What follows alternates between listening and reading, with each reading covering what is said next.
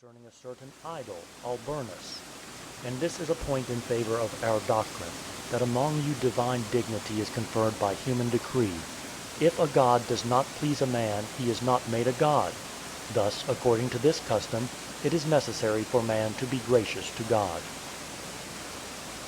Tiberius, therefore, under whom the name of Christ made its entry into the world, when this doctrine was reported to him from Palestine, where it first began, communicated with the Senate, making it clear to them that he was pleased with the doctrine.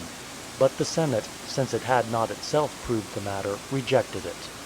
But Tiberius continued to hold his own opinion, and threatened death to the accusers of the Christians. Heavenly Providence had wisely instilled this into his mind in order that the doctrine of the gospel, unhindered at its beginning, might spread in all directions throughout the world. Chapter 3.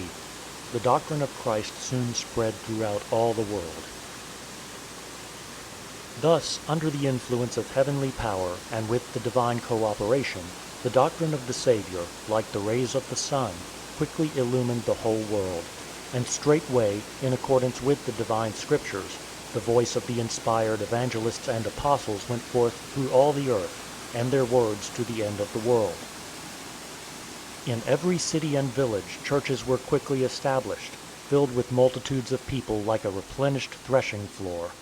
And those whose minds, in consequence of errors which had descended to them from their forefathers, were fettered by the ancient disease of idolatrous superstition, were, by the power of Christ operating through the teaching and the wonderful works of his disciples, set free, as it were, from terrible masters, and found a release from the most cruel bondage.